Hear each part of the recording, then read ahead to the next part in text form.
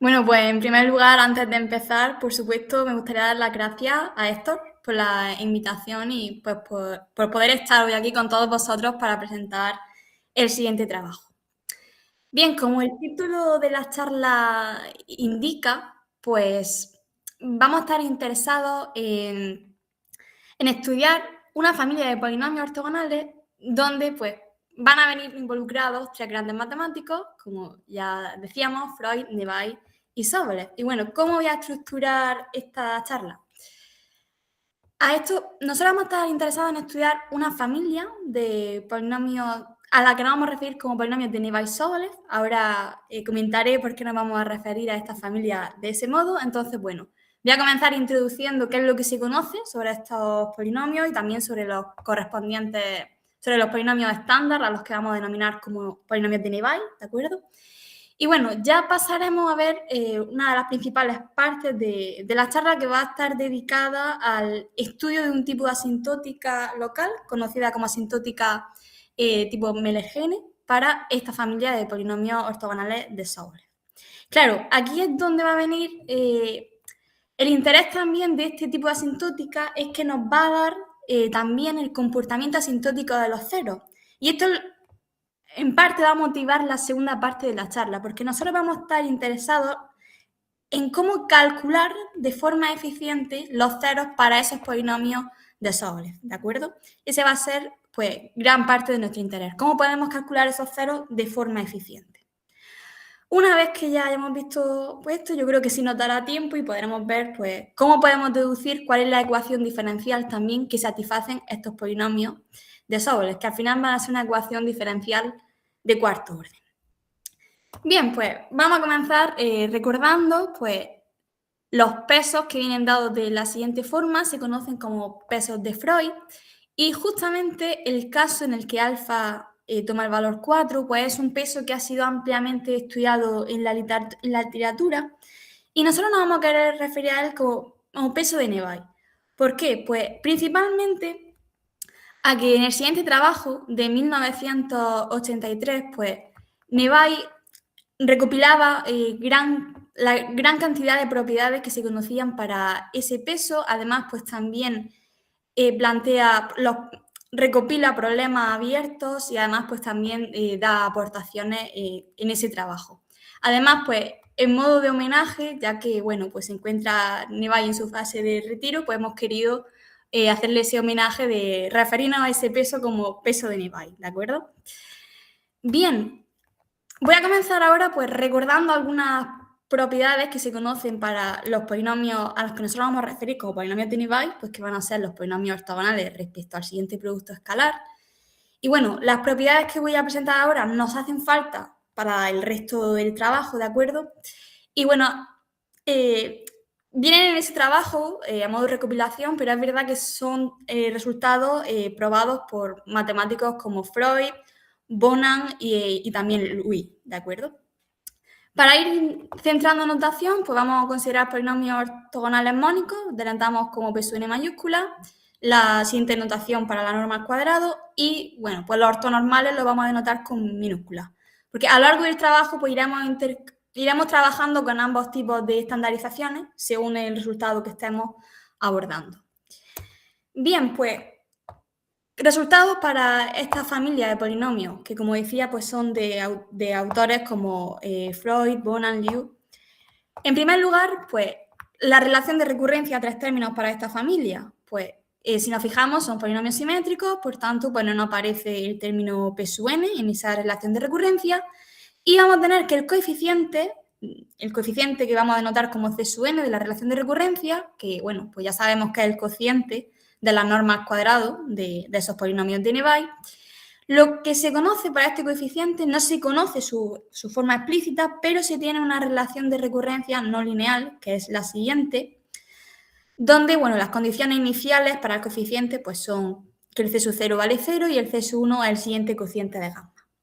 Bien, vamos a fijarnos, a prestar atención en esa relación de recurrencia porque desde un punto, bueno, esta relación desde un punto de vista numérico no es nada estable. Y eso es algo que vamos a tener que tener muy en cuenta en el resto de la charla más adelante, ¿de acuerdo? La relación que satisface ese C sub n y cómo podemos generar ese C sub n, ¿de acuerdo? Bien, ¿qué se conoce también de ese C sub n? Pues no es convergente, sino que se comporta como raíz de n, ¿de acuerdo? Y donde nos está apareciendo también esa constante 1 partido 2 raíz de 3. Ese valor, pues también nos va a ir apareciendo constantemente a lo largo de la charla, por lo que prestemos atención, ¿no?, a ese comportamiento asintótico del coeficiente de la relación de recurrencia, el C sub n. Bien, otra propiedad, pues tenemos que estos polinomios pues, van a satisfacer una relación de estructura. Podemos escribir la derivada del polinomio de grado n como combinación del de grado n-1 y del de grado n-3. Y bueno, nos están apareciendo esos coeficientes C sub n de la relación de recurrencia a 3 términos. A continuación, pues muestro un resultado técnico, un lema que nos va a hacer falta más adelante también, pero al final lo que estamos haciendo es jugar con esa relación de recurrencia, de estructura, que simplemente pues la hemos adaptado a lo que nos va a hacer falta más adelante utilizando la relación de recurrencia. Al final, pues lo que estamos haciendo es escribir la derivada de grado n más 1, pues en grado n más 1 y n, o grado n más 2 y n más 1, según nos convenga.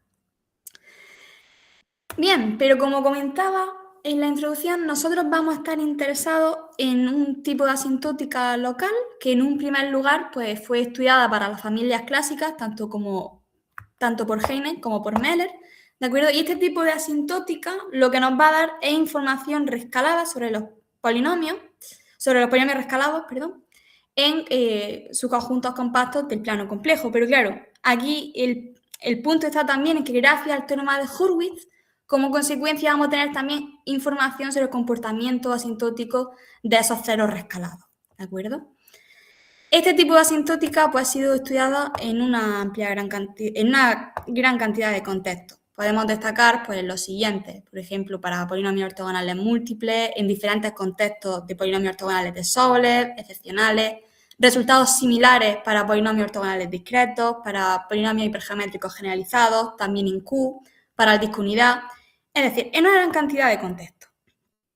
Pero tenemos que destacar el siguiente trabajo de 2015, de Alfaro, Moreno Balcázar, Peña y Rezola. En ese trabajo, ellos dan este tipo de asintótica para polinomios, bueno, con respecto a pesos de Freud, ¿de acuerdo? Y también, no solo para los pesos que acabamos de ver anteriormente de Freud, sino para Freud generalizado, ¿de acuerdo?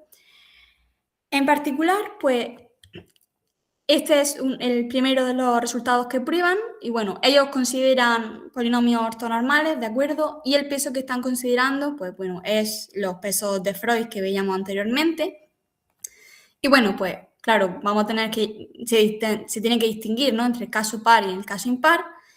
Y bueno, ¿qué es lo que se obtiene? Pues obtienen que el polinomio rescalado, ¿de acuerdo? Se está realizando el siguiente rescalamiento, donde al final lo que se está haciendo pues, es un zoom en el cero, ¿de acuerdo? Es una asintótica local, o sea, se hace un zoom. Pues lo que se tiene es que en el caso par vamos a tener que los polinomios rescalados se van a comportar como el coseno y en el caso impar como el seno.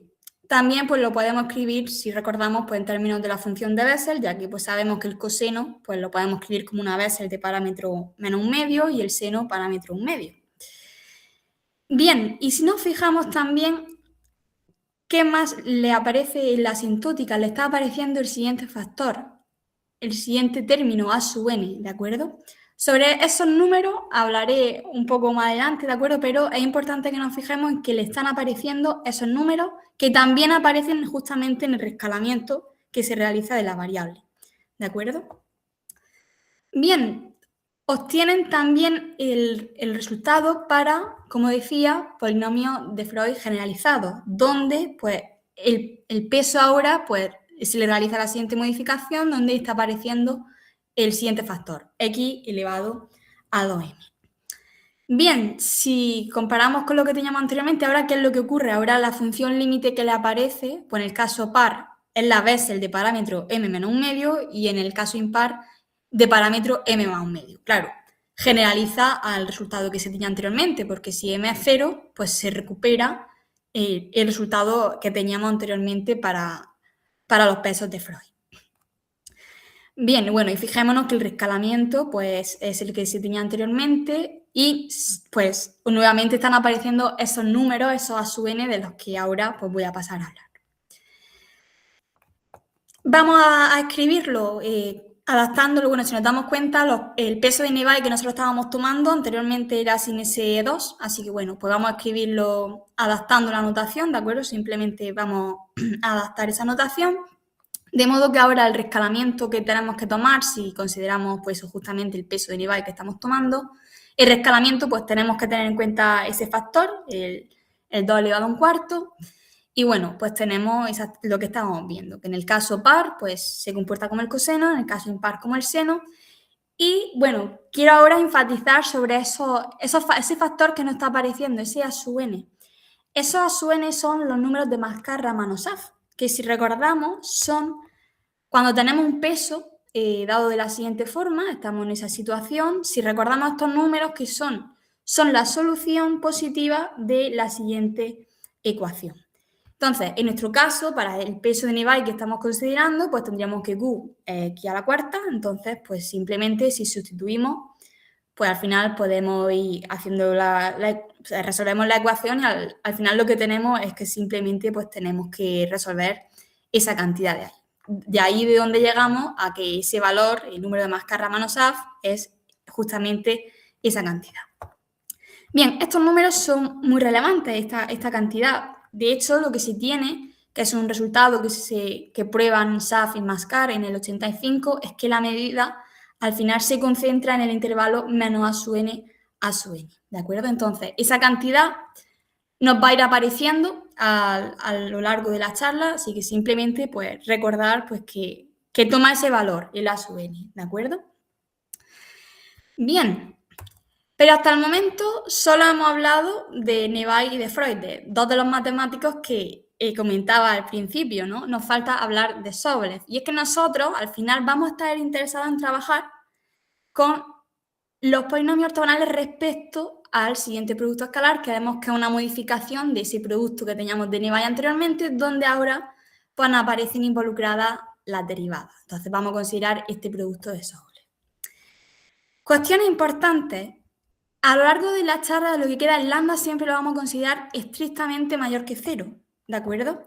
Ya que en el caso de que si lambda es 0, estamos recuperando el producto escalar de Neway, el peso de Neway, entonces vamos a considerar siempre que el lambda lo estamos tomando estrictamente mayor que 0. Bien, estos polinomios, a los que nosotros nos vamos a referir a ellos como polinomios ortogonales de Neway y Sobolev, fueron introducidos en el siguiente trabajo, un trabajo de 2003 por Cachafeiro, Marcillán y Moreno Balcázar. En ese trabajo deducen propiedades algebraicas para esta familia de polinomios y también deducen dos tipos de asintótica, ¿de acuerdo? Ahora pasaré a ver cuáles fueron los resultados que ellos tuvieron, ¿de acuerdo? Para fijar notación, vamos a denotar nosotros los polinomios de Neway y Sobolev como Q sub n, a los mónicos en mayúscula, a los ortonormales en minúscula y bueno, pues la norma al cuadrado pues con la siguiente notación usual. Bien, entonces, ¿qué se conoce? ¿Qué resultados probaron ellos en ese trabajo de 2003? ¿Qué es lo que se conoce? Pues, en primer lugar, el punto de partida algo fundamental es la relación que existe entre los polinomios de Neway y Neway-Sobolev, ¿de acuerdo? Es una relación 1-2, es decir, podemos escribir el polinomio de Neway como combinación de dos Neway-Sobolev, ¿de acuerdo? El coeficiente que nos está apareciendo, ese lambda sub n, va a ser muy importante a la hora de estudiar los siguientes resultados para los polinomios de Neway y Sobolev. Y bueno, por lo que sabemos que es el siguiente cociente de la norma al cuadrado del polinomio de Neway y del Sobolev. Y bueno, simplemente también pues destacar, ¿no? que los tres primeros polinomios de Neway y Sobolev coinciden con los tres primeros de Neway, ¿de acuerdo?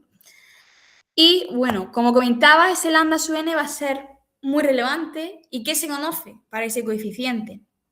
Para ese coeficiente se tiene la siguiente relación de recurrencia no lineal que involucra justamente a los C sub n. Los C sub n eran los coeficientes de la relación de recurrencia a 3 términos de los Nibay.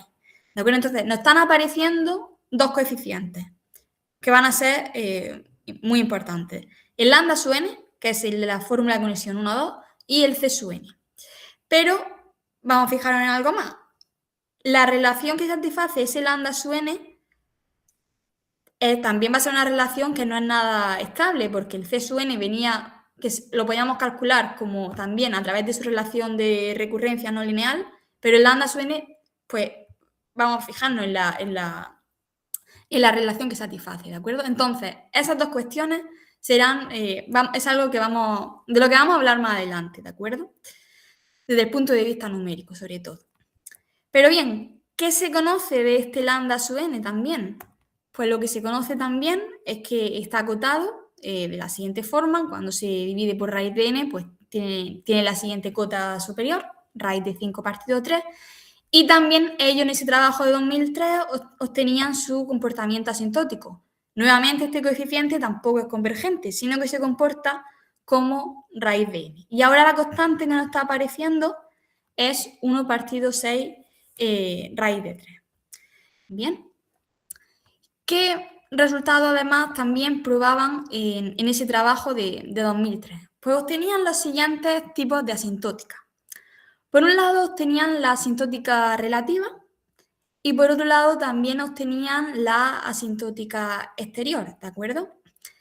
Bueno, de la asintótica relativa, pues, aunque no lo escribían, obviamente, como se conoce la asintótica fuerte del peso n, pues también se pueden obtener cuál es la asintótica fuerte del Levi-Sobolev, ¿de acuerdo?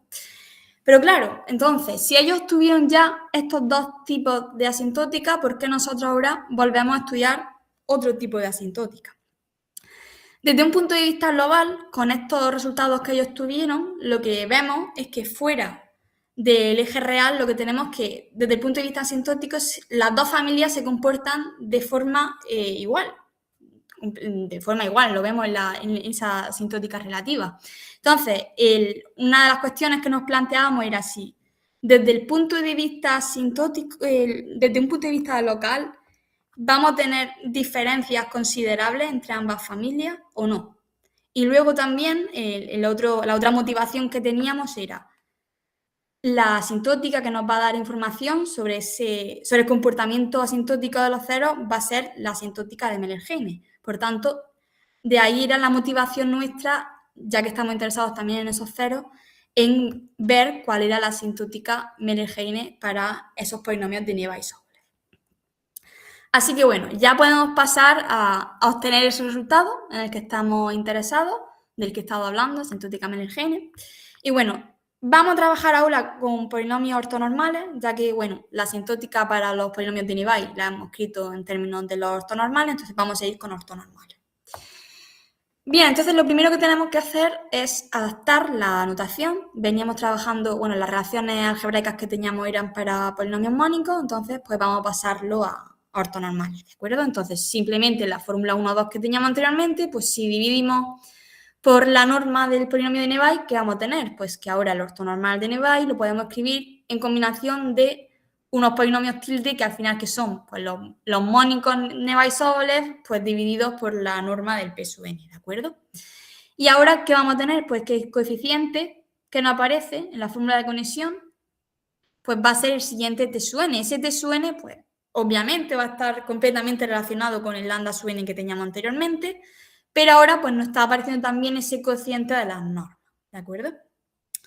Bien, el comportamiento asintótico de ese coeficiente, pues como teníamos el comportamiento asintótico del lambda n, y ahora, pues bueno, esta cantidad, pues si recordamos, lo podemos ajustar con el C sub n, el coeficiente de la relación de recurrencia de los Nibay, y bueno, como sabíamos también su comportamiento asintótico del C sub n, pues al final tenemos que el comportamiento del T sub n va a ser como un tercio, ¿de acuerdo?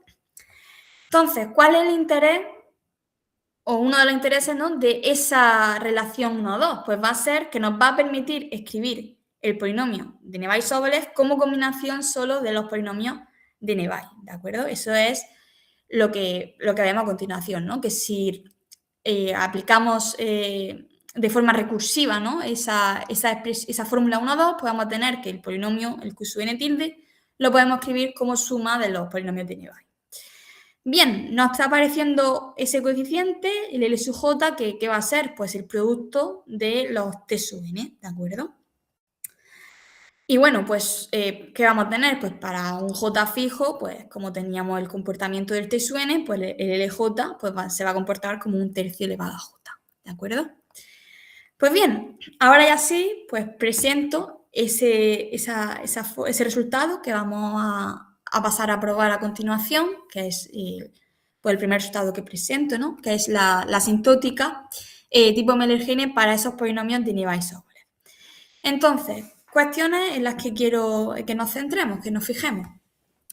¿Qué tenemos? Pues, por un lado, en el caso par, nuevamente, la función límite que estamos teniendo es el coseno, en el caso impar el seno, que también lo podemos escribir en términos de la Bessel, ¿de acuerdo? En la función límite, si nos fijamos, anteriormente también teníamos para los Nevai el coseno y el seno, pero la constante que nos está apareciendo ahora es diferente, ¿de acuerdo? Nos está apareciendo esta cantidad aquí. Nos está apareciendo también en la función límite este raíz de lambda, ¿de acuerdo? Recordad que es el parámetro que nos aparece en el producto de Sobolev, ¿de acuerdo? Y lo que comentaba anteriormente, estamos trabajando siempre con lambda estrictamente mayor que 0, ¿de acuerdo? Si lambda fuese 0, directamente tendríamos el resultado para los polinomios de Nevai. Entonces, pues no en esta demostración, o sea, que en el resultado nosotros estamos considerando justamente eso, lambda estrictamente mayor que 0. Otra cuestión, nos está apareciendo esos factores, esos A sub n, que eran los números de Mascara-Manosaf. Entonces, ¿cuál es la diferencia principal que vemos en la asintótica con respecto a los polinomios de Nevai? Pues la principal diferencia es que nos está apareciendo ese factor, un n elevado a 3/4. Esa es la principal diferencia, aparte de las constantes de la función límite, ¿de acuerdo? Nos está apareciendo ese n elevado a 3/4.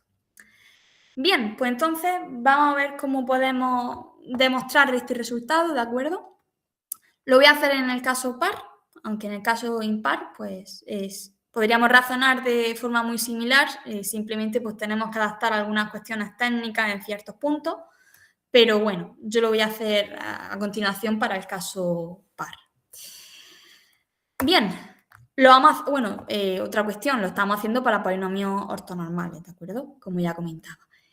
Entonces, vamos a estar interesados en estudiar el comportamiento asintótico de la siguiente cantidad, ¿de acuerdo? Entonces, en un primer lugar, lo que vamos a querer es escribir ese polinomio ortonormal de Nevai-Sobolev, reescalado, recordamos que estamos con reescalado, lo vamos a querer escribir como combinación de los Nevai, solo de los Nevai. Entonces, como nosotros habíamos visto que podíamos escribir el polinomio S tilde en términos de los polinomios de Nevai, pues simplemente vemos la relación entre los polinomios de Nevai-Sobolev y los polinomios tilde. Entonces, lo que nos está apareciendo es ese cociente de norma, ¿de acuerdo?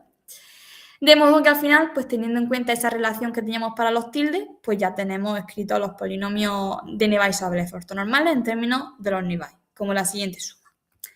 Y bueno, recordad que ese coeficiente LJ era el siguiente producto de los T sub n, que los T sub n eran los coeficientes de la fórmula de conexión 1, 2 entre los ortonormales de Nevai y los tildes.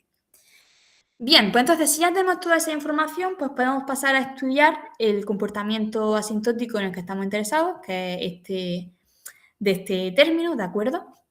Entonces, al final, ¿qué es lo que tenemos que estudiar? Pues utilizando esa relación con los polinomios de Nevai, pues al final lo que tenemos que estudiar es el comportamiento asintótico de esta expresión de aquí.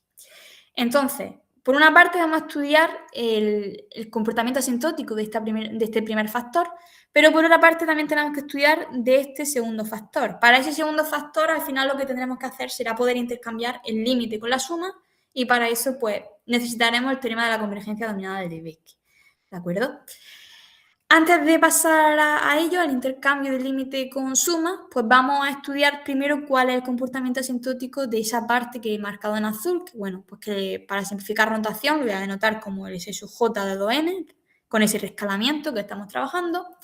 Y bueno, entonces si nos fijamos, por una parte vamos a tener que estudiar el comportamiento del LJ que para cada j fijo vimos que era 1/3 elevado a j, y por otra parte, pues el otro término. El otro término lo vamos a poder controlar justamente con la asintótica tipo Euler-Heim para los polinomios de Nibay.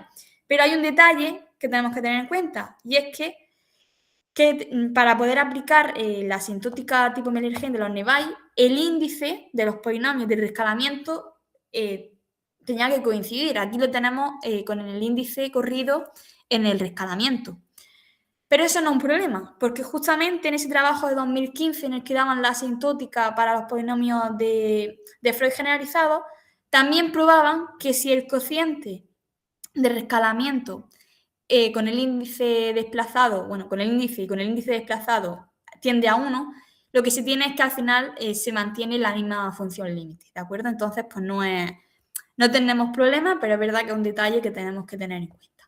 Pues bien, combinando esa información de la Euler-Heim para los polinomios de Nibay y por otra parte esa información del coeficiente, el LJ, pues llegaríamos a que el comportamiento del S sub J es el siguiente, ¿de acuerdo? Bien, nos hacía falta también estudiar, por otra parte, el comportamiento asintótico del siguiente factor, ese factor que no aparecía, y para ello, pues, vamos a tener en cuenta lo siguiente. Bueno, podemos descomponer ese factor, lo podemos descomponer como el siguiente producto, ¿de acuerdo? Donde, bueno, incorporamos, porque nos hace, o sea, para poder ver ahora cómo trabajar, ¿no? Pues podemos introducir la norma del P sub 2n más 2 y del P sub 2n más 1, ¿de acuerdo? Entonces, vamos a fijarnos en esos factores que tenemos. Por una parte, este primer factor, si recordamos, lo podemos, o sea, va a ser justamente el lambda o sea, la raíz del lambda de 2n, que el lambda de 2n era justamente el término, o sea, era el coeficiente de la fórmula de conexión entre los Nibay y los Nibay sobres, ¿de acuerdo? Este otro término, pues lo vamos a poder escribir como la raíz del c sub 2n más 1, ¿de acuerdo? Y por otra parte, el otro término, ese último factor, pues también lo vamos a poder escribir como la raíz, ¿no?, de 1 partido c de 2n más 2. Que eso c sub n, si recordamos, era el coeficiente de la relación de recurrencia de los Nibay. Entonces, como conocemos el comportamiento asintótico del lambda y del c sub n, del lambda n y del c sub n, pues al final ya tenemos cada uno de esos comportamientos, ¿de acuerdo? Donde simplemente, bueno, hemos tenido que ir ajustando esas constantes, ¿bien? Entonces, al final lo que tenemos es que ese factor pues, se va a comportar del siguiente modo. Entonces, ¿qué es lo último que nos falta para poder dar al final para poder dar el valor completo de la asintótica del factor completo? Pues lo que nos va a faltar es poder intercambiar el límite con la suma. Para eso nos hace falta el tema de la convergencia dominada de Lebesgue. ¿Y qué es lo que nos hace falta para poder aplicarlo? Pues justamente una cota de LS sub J, justamente. ¿De acuerdo? Entonces vamos a ir buscando una cota uniforme siempre recordamos, en sus conjuntos compactos. ¿De acuerdo? Entonces no hace falta esa cota. Bien, cuestiones. El S sub J, si recordamos, estaba formado por el LJ y por el otro término. Entonces, lo que no es el LJ lo vamos a poder controlar justamente por la asintótica tipo Euler-Heim para los Nibay.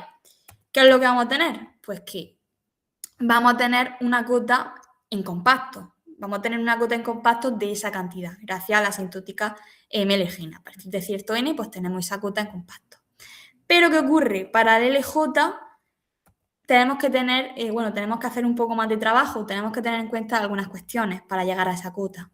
Si recordamos, el LJ era el producto de los T sub n y, bueno, ese LJ convergía para J fijo a 1/3 elevado a J. Entonces, ¿qué es lo que tenemos? Pues que a partir de cierto n sub 0 sí que vamos a tener una constante entre 0 y 1 gracias a esa convergencia, de modo pues que tengamos esa cota, ¿no? Pero, ¿qué ocurre? Tenemos que tener cuidado con el resto de los T sub n, con los anteriores a ese n sub 0, ¿de acuerdo? Entonces, ¿qué es lo que vamos a hacer? Pues podemos definir una constante que sea el máximo entre 1 y esos elementos de la sucesión, ¿de acuerdo? De modo que al final el LJ, pues si lo descomponemos en esos dos productos, entre los términos antes del N0 y después del N0, pues por un lado podemos acotar por R y por otro lado por M.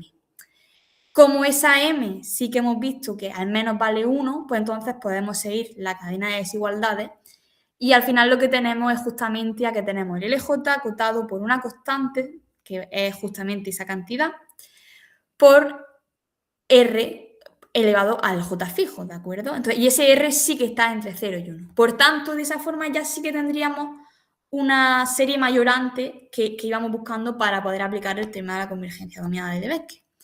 Así que ya, bueno, ajustando las cotas, pues esa es la cota que tendríamos para el SJ, tendríamos la mayorante y al final pues ya sí que podemos intercambiar el límite con suma y podemos llegar al final a que la asintótica, o sea, el comportamiento asintótico de ese factor que veíamos, pues juntando, o sea, combinando esos diferentes comportamientos que hemos visto, puede ser el siguiente.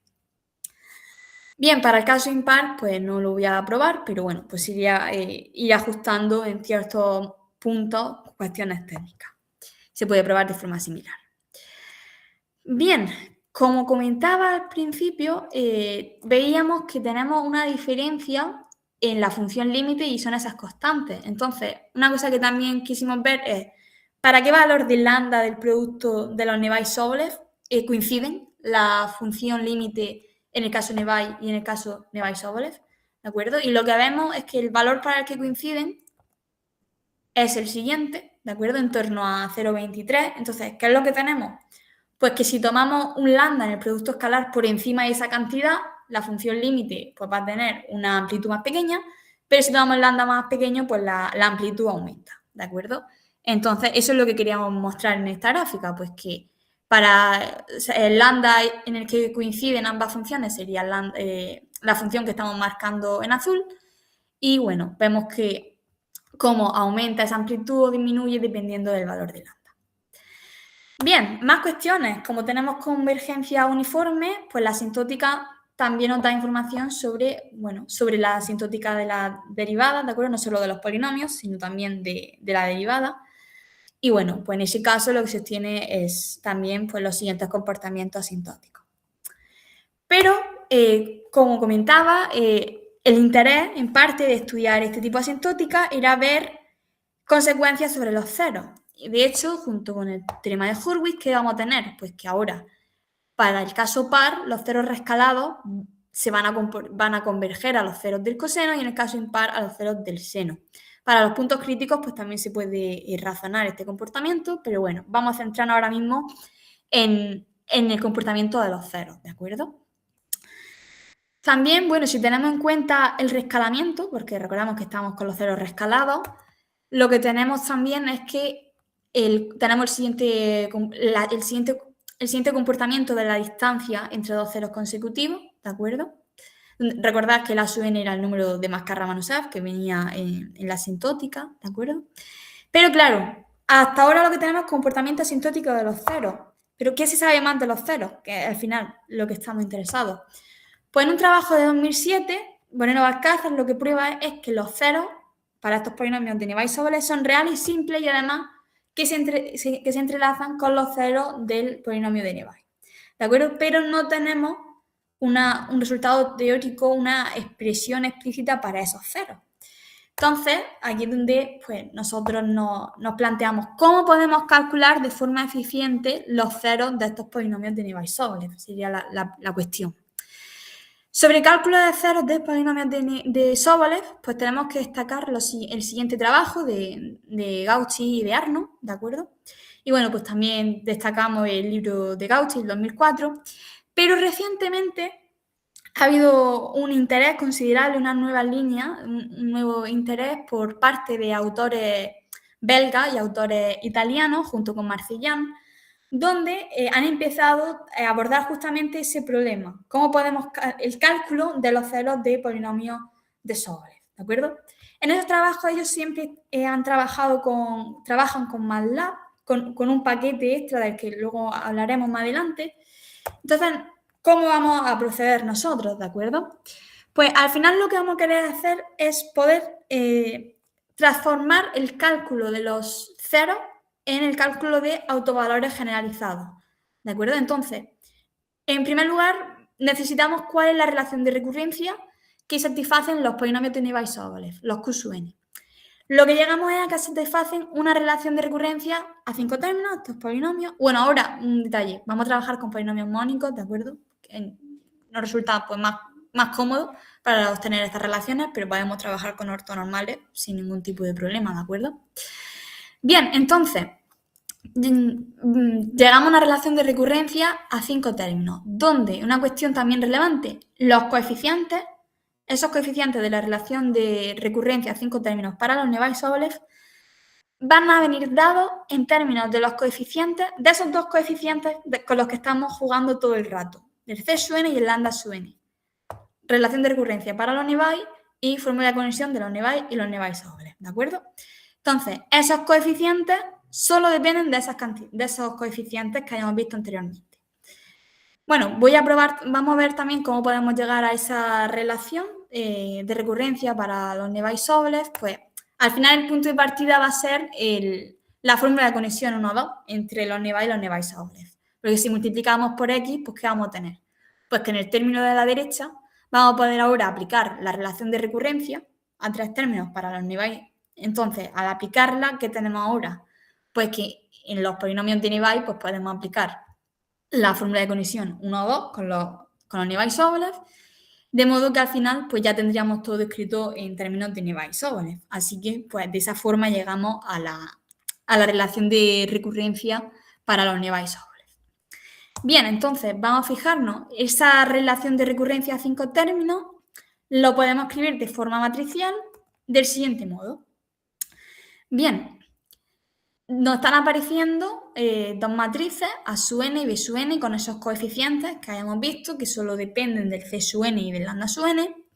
Y claro, si nos fijamos, ¿qué tenemos? Pues que si un valor es 0 del Q sub n, ¿qué va a ocurrir? Pues que es un autovalor generalizado del siguiente problema de aquí.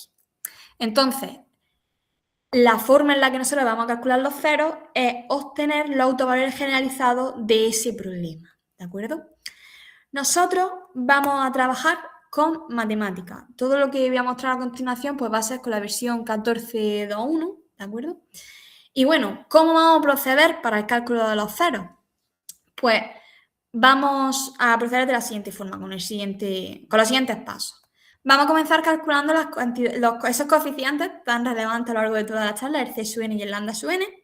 Una vez que los tengamos, pues ya podemos calcular el resto de coeficientes de la relación de recurrencia a 5 términos de los Navier-Sobolev, esos 3 que veíamos.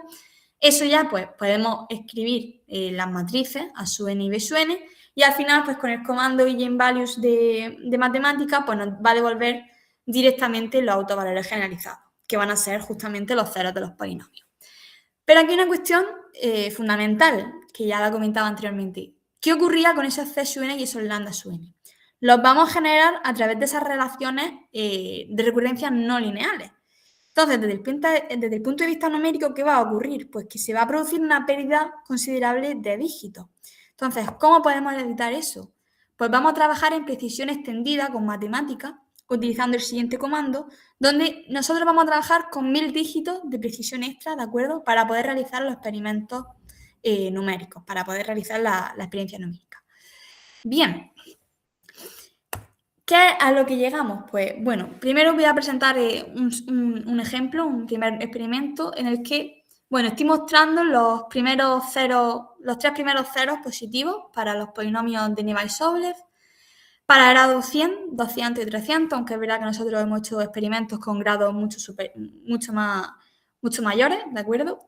Y bueno, presento diferentes lambdas, pero claro, si recordamos, como ya veíamos en la asintótica, al final el lambda no va a ser relevante en ese valor de los ceros, ¿de acuerdo? Bien, entonces, ¿qué es lo que observamos? Pues nosotros lo que hemos hecho ha sido también realizar todos los experimentos con MATLAB, pero en este caso con el paquete Advampix. El paquete Advampix es un paquete japonés que permite pues, trabajar con precisión extendida con MATLAB. La cuestión está en que requiere una licencia extra. ¿De acuerdo? Este es justamente el paquete que usaban en ese trabajo que comentaba anteriormente los autores belgas. Bien, ¿y qué es lo que obtenemos? Pues que por ambas vías, tanto usando matemática con esa precisión extendida como con ese paquete Advamping de MATLAB, lo que obtenemos es que los resultados que se obtienen para los ceros, para esos autovalores generalizados, son completamente, bueno, son equivalentes, ya que, bueno, en esta tabla lo que estoy mostrando es la máxima diferencia que se obtiene entre los ceros obtenidos de una forma y otra, donde vemos que esas cantidades son despreciables, realmente son valores totalmente equivalentes, pero aquí tenemos que destacar una cuestión importante, y es que con matemáticas estamos usando solo funciones propias del kernel, no estamos usando ningún paquete extra, ¿de acuerdo? Entonces, de ahí la ventaja de usar matemáticas respecto a lo que hacían los otros autores. Bien, otro experimento que quiero mostrar, que con la asintótica Miller-Heine al final teníamos el comportamiento asintótico de los ceros reescalados. Eso es justamente lo que quiero mostrar en este ejemplo. En el caso impar, ¿qué teníamos? Pues que los ceros se iban a comportar, los ceros reescalados se iban a comportar, iban a tender a los ceros del seno.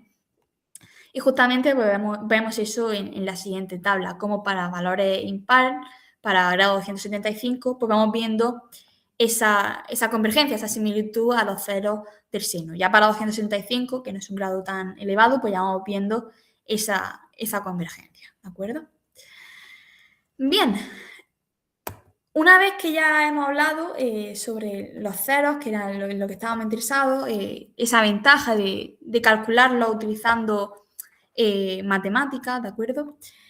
El último resultado que voy a presentar va a ser cómo podemos deducir la ecuación diferencial que satisfacen esos polinomios de Navier-Stokes, ¿de acuerdo?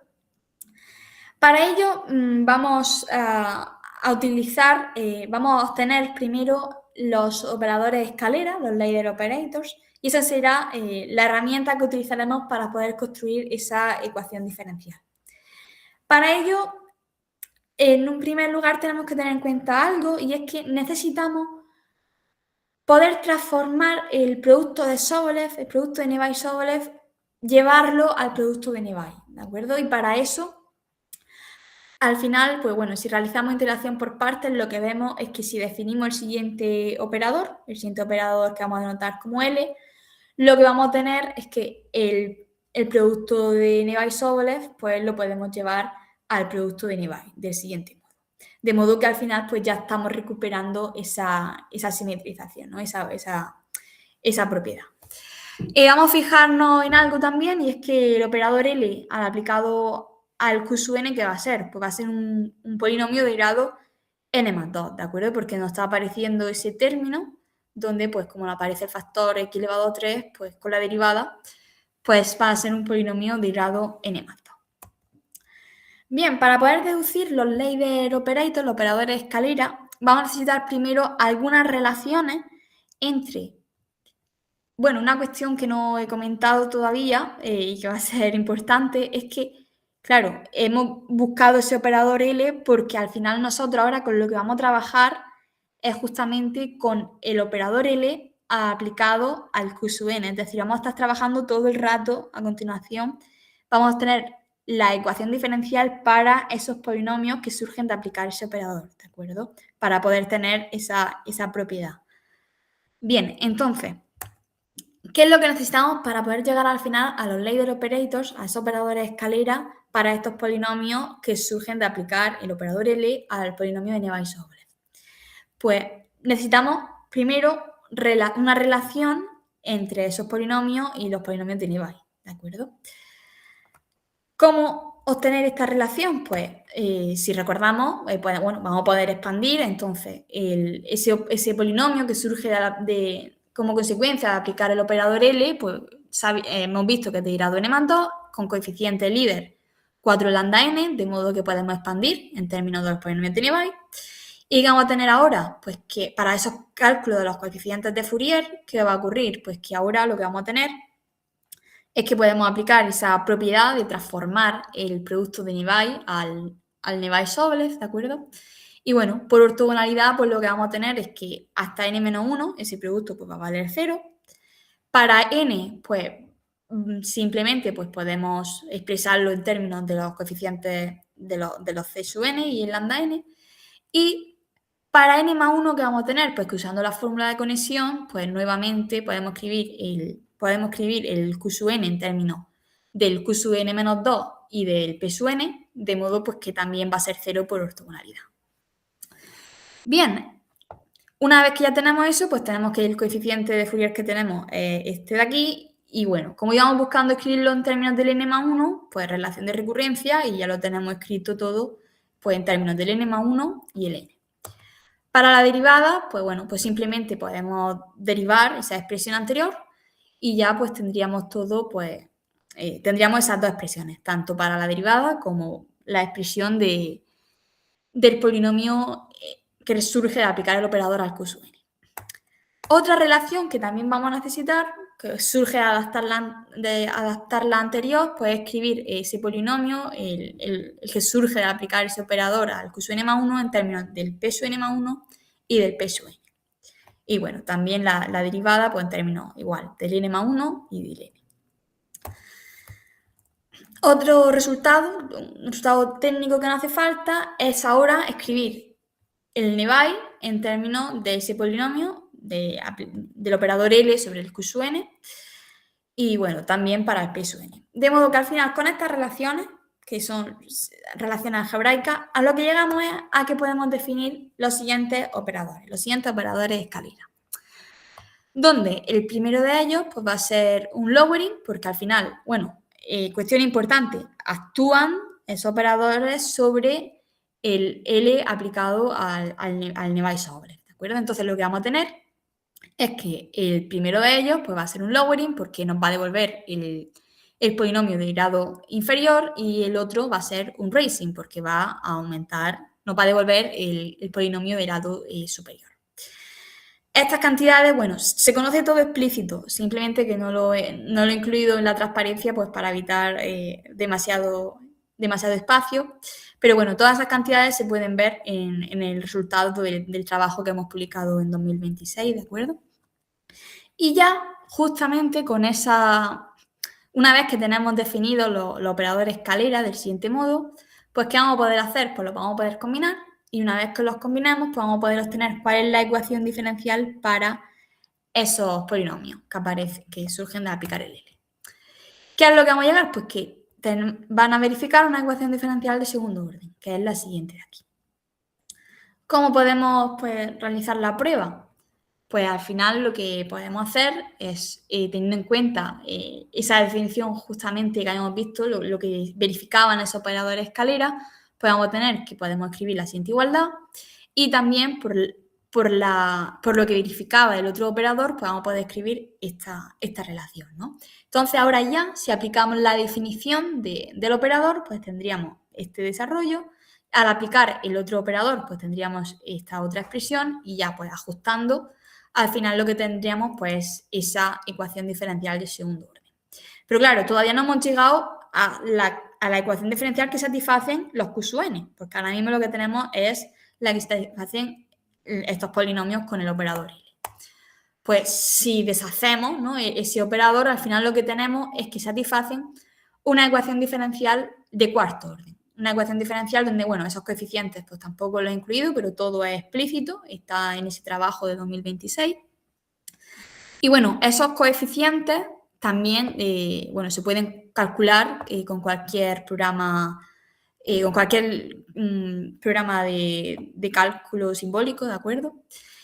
Y bueno, también podemos estudiar su comportamiento asintótico de esos coeficientes.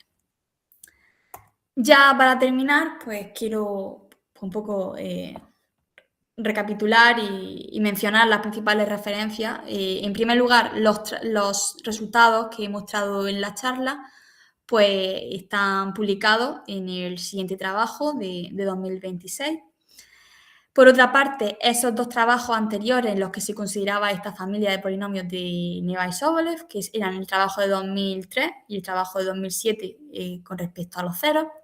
Y bueno, ese trabajo, que es esa referencia a la hora de estudiar los polinomios a los que nosotros nos hemos referido como Nevai, que es el siguiente, del 83, Y bueno, ya para terminar, pues simplemente una foto del grupo de trabajo y bueno, pues también dar las gracias a las diferentes entidades que financian mi investigación, como son el Centro CDTime, el Grupo 229, el Plan Propio de la Universidad de Almería y el Proyecto Nacional.